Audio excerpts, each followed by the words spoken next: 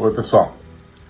Para entender tudo aquilo que está acontecendo no Brasil, que a gente vê todos os dias, tudo aquilo que está acontecendo no mundo, as categorias políticas usuais não são suficientes. A gente precisa de um enfoque que coloque em pauta o verdadeiro espaço da disputa política, da disputa pelo poder, que é, no fundo, a nossa mentalidade, o nosso pensamento, e entender a partir disso as novas estruturas de poder no Brasil e no mundo. Essa é a proposta da Academia Folha Política, onde eu ofereço o meu curso de Logopolítica e onde você encontra também toda uma série de outros materiais, como a Agenda 2030, que é um programa semanal de análise da atualidade, e várias outras iniciativas, algumas que já estão lá e outras que estão por vir. Por isso, nesses dias agora, eu queria te convidar para se inscrever, se tornar membro desse projeto, que é um projeto de construção de um conhecimento sobre a realidade do poder, como entender, como resistir a um poder avassalador que está tentando dominar a nossa própria maneira de viver e maneira de pensar. Então, você pode aproveitar agora, nesses dias de carnaval, a promoção da Academia Folha Política. Nessa promoção, você, com R$ 336, adquire a anuidade completa da Academia Folha Política, com todo esse conteúdo que eu mencionei, o curso de Logopolítica, Agenda 2030 e vários outros materiais, inclusive materiais que vão ser introduzidos ao longo desse ano. Tá? Então, para entrar nesse projeto com essas condições especiais, R$ 336 por ano, para ser membro dessa academia, basta clicar aqui na descrição, no link, e entrar nessa aventura de conhecimento e de transformação. Tá bom? Um abraço. Ele não consegue, a meu ver, demonstrar de forma nenhuma a tese de que nunca existiu Ucrânia, que é a tese dele, né? Sempre foi Rússia. Bom, nessa parte histórica, que eu acho que está o ponto mais chocante da entrevista. Já quando ele pula para a parte da Segunda Guerra, quando ele chega na parte da Segunda Guerra,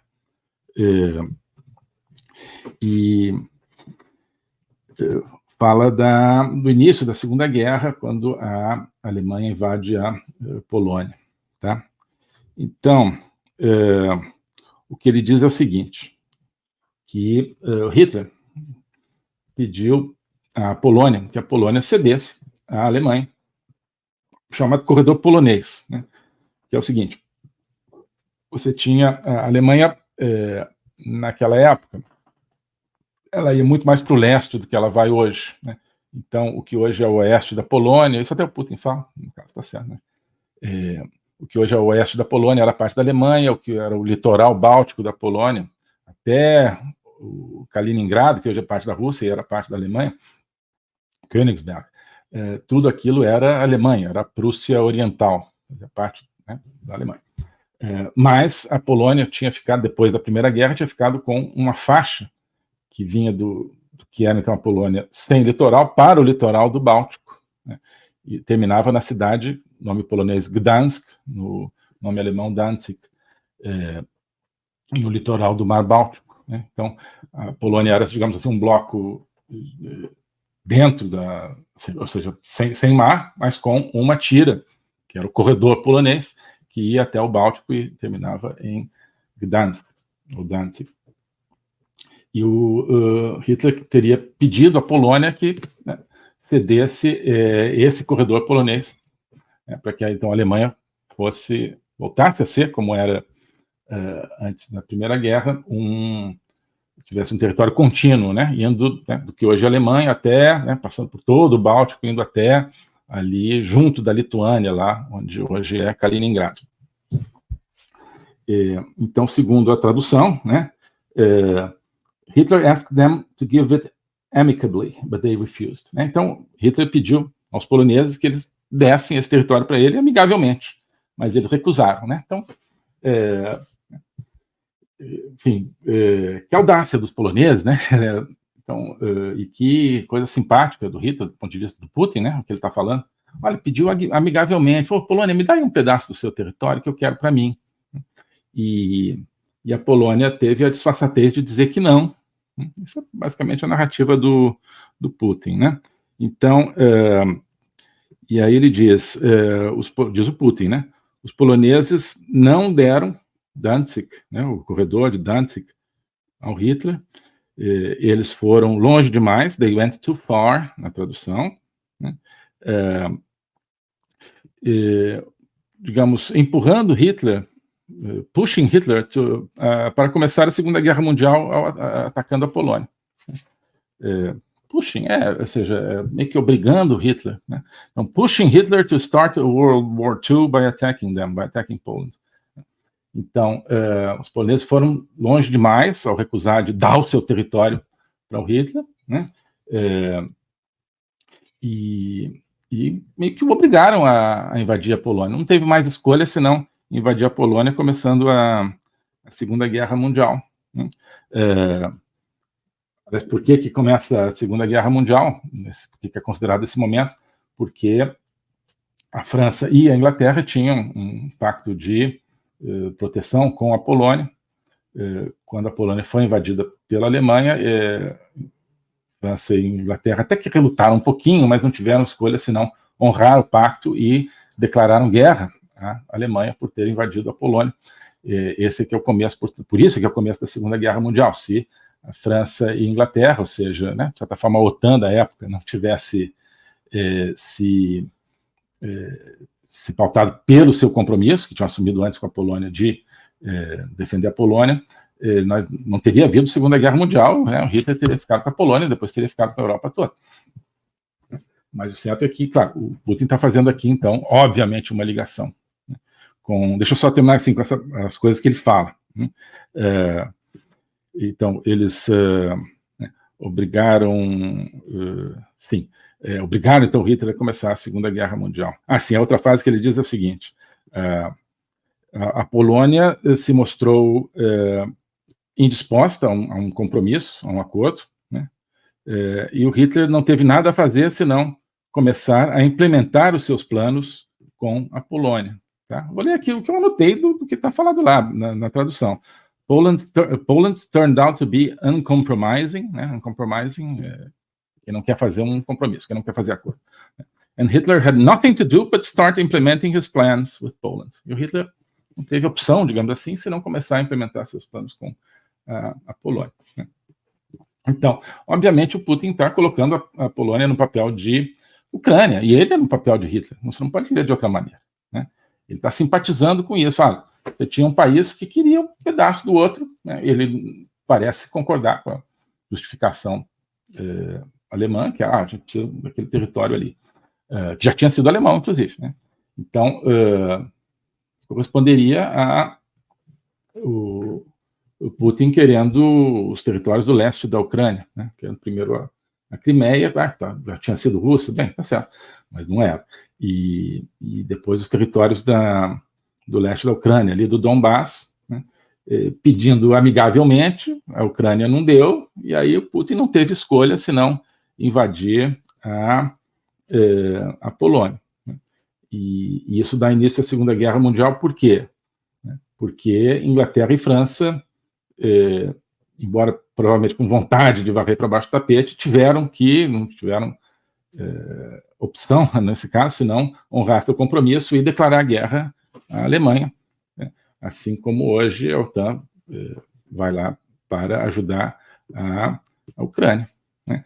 Então, eu acho que ele está plantando aqui essa ideia de, olha, se tiver uma guerra mais ampla, a culpa é, primeiro, da Ucrânia, que não me deu o território que eu queria, me obrigou a invadir a Ucrânia, assim como Hitler se viu obrigado, puxa, eu não queria invadir a Polônia, mas vou ter que invadir. É isso que o Putin está dizendo, né? Então, olha, eu não queria invadir a Ucrânia, mas tive que invadir. E se houver uma guerra mais ampla, a culpa não é dele, óbvio. Assim como ele está dizendo que a culpa não foi do Hitler, né? A culpa é, no caso da Segunda Guerra, da Polônia, hoje seria da Ucrânia, né? E de países ocidentais, que em parte até são os mesmos, Inglaterra e França, que quiseram ir para ajudar a Polônia. Na verdade, na Segunda Guerra não foram fisicamente ajudar a Polônia, não mandaram força expedicionária, nem tinha como, não deu tempo. A Alemanha avassalou a Polônia com a ajuda da Rússia, né, que invadiu pelo outro lado logo depois. Mas manteve-se, né, o status de beligerância entre França e Inglaterra de um lado e Alemanha do outro, foi o que depois levou então à invasão da França, que foi só um ano depois, né? O primeiro ano da Segunda Guerra Mundial, depois da invasão da Polônia, não teve muito combate direto, mas começou ali, obviamente. Então, seria hoje, se a OTAN vier, né, defender a Ucrânia, isso pode ser a origem de um novo conflito, né? Então, isso está lá, está na entrevista do Putin, né? Não tem nenhuma ressalva assim, em relação a Hitler, em relação ao nazismo. Então, uma coisa que você se pergunta assim, como é que ele justifica, como justifica, na própria entrevista, a invasão da Ucrânia, a tentativa de tomar a Ucrânia. Uma das justificativas é desnazificar a Ucrânia, porque ele mantém essa palhaçada de que a Ucrânia é governada por nazistas, né? Então, para desnazificar a Ucrânia, tem que invadir, né? Mas ele não está, ele está nazificando a própria narrativa dele ao fazer essa comparação com o Hitler, né? Quer dizer, a culpa é de quem não quer ceder o seu território para uma potência imperialista. Pode dizer assim, então, cadê o grande artífice aí, KGB? Mas eu acho que isso é assim um artifício, isso é uma programação, porque é para desorientar as pessoas, é para desnortear, é para as pessoas, vem cá, mas então, é para dizer que nazista é ruim ou é para dizer que o Hitler foi obrigado a invadir a Polônia e não tinha outra escolha? O que a gente vai falar? Quem gosta do Putin, né?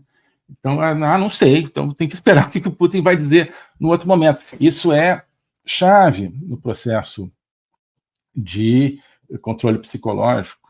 O globalismo existe, é uma coisa concreta. Ele é composto pelo Great Reset, do Fórum Econômico Mundial, pelo projeto hegemônico da China, pelo programa de manipulação e conquista da América do Sul pelo Foro de São Paulo e outros elementos. E esses elementos, eles atuam uns em benefício dos outros, sempre, principalmente através do controle da linguagem, porque o controle da linguagem é o controle do nosso pensamento. Então nós estamos tendo o nosso pensamento reprogramado, e essa reprogramação vai contra a nossa liberdade, vai contra a essência do ser humano. Isso é o globalismo. Com base nesse estudo, nessa experiência, é que eu criei o curso de Logopolítica. Toda semana eu dou aulas sobre geopolítica, literatura, filosofia, cultura de um modo geral, tudo isso em conjunto formando um espaço de conhecimento que eu denomino a logopolítica, para nós não apenas entendermos a ameaça do globalismo, mas podermos nos contrapor a ela. Se você quiser entrar nesse projeto de conhecer o globalismo e enfrentar o globalismo, clique aqui.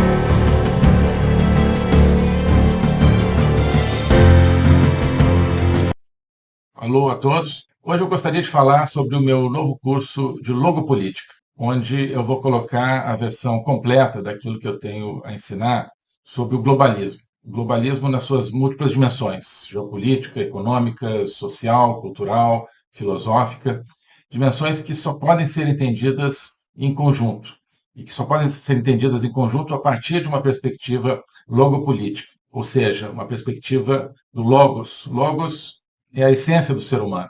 É a racionalidade, mas é também a linguagem e a capacidade de se comunicar e de sentir a transcendência. E essa essência do ser humano está ameaçada e, por isso, a gente precisa entendê-la numa perspectiva logopolítica, portanto, política, ou seja, que tem a ver com a discussão do destino, com a luta pelo destino. Portanto, logopolítica diz respeito à luta e ao combate pelo futuro da humanidade, pela essência do ser humano, que está ameaçada justamente pelo globalismo. Ensinar isso, para mim, é uma missão que eu quero compartilhar com vocês. É uma aventura intelectual para a qual eu quero convidar vocês, uma aventura que é fundamental para que possamos participar da luta justamente por um mundo verdadeiro, por um mundo autêntico, por um mundo que preserve a essência do ser humano, um destino de uma humanidade livre, de uma humanidade aberta justamente ao Logos e a toda a sua complexidade. Nesse curso você vai entender esses grandes combates, quais são as ideias que estão por trás daquilo que ameaça essa essência do ser humano, as grandes ideias que estão se confrontando, quais são as ideias que precisam ser mobilizadas justamente para a defesa, para a preservação dessa nossa essência. Portanto, é preciso entender as discussões filosóficas que não são puramente abstratas, que têm a ver, que têm efeitos diretos na nossa vida diária. Então, quando nós vemos os fenômenos da inflação, da guerra, da carestia, de várias carências no mundo de hoje, nós estamos diante, no fundo, de processos que têm a ver com as ideias. São as ideias por trás desses processos que determinam a sua problemática. Então, essa concepção de um ser humano sem essência, sem transcendência, que nós vemos hoje na nossa sociedade, essa concepção é que tem consequências dramáticas, inclusive na nossa vida material. Atrás dessa concepção existe um projeto de controle total, um projeto totalitário, de domínio. É por causa disso que nós assistimos hoje a fenômenos que nos parecem caóticos, que nos parecem desconectados, mas que vão acabando com a nossa liberdade, vão desestruturando a nossa sociedade, fazendo com que nós vivamos, mesmo dentro de países teoricamente democráticos, cada vez mais dentro de uma sociedade de controle. Então, nós hoje temos, você certamente tem, dificuldade de entender o que está acontecendo no mundo. Isso é decorrente justamente de visões parciais, que eu vou procurar cobrir e conectar. Então, não adianta entender apenas a economia, apenas conflitos militares, ou apenas algumas questões sociais. É preciso entender as ideias que querem dominar o mundo e as ideias que precisam ser resgatadas para que nós preservemos a liberdade do mundo. Então é isso que eu quero oferecer a você nesse curso de Logopolítica. Nós vamos estudar o conceito, a evolução, a manifestação do globalismo, na história recente, sobretudo, mas ao longo de toda a história humana, as ideias atuais que conformam o globalismo, elas são muito antigas, assim como as ideias de defesa e preservação da essência do ser humano também são antigas. Então nós vamos lá atrás, nos gregos, nos pré-socráticos, Platão, Aristóteles, e vários outros autores ao longo da história, procurar entender tanto as ideias da defesa do logos, da defesa da essência do ser humano, quanto as ideias que hoje ameaçam tão fortemente e tão incisivamente a nossa liberdade.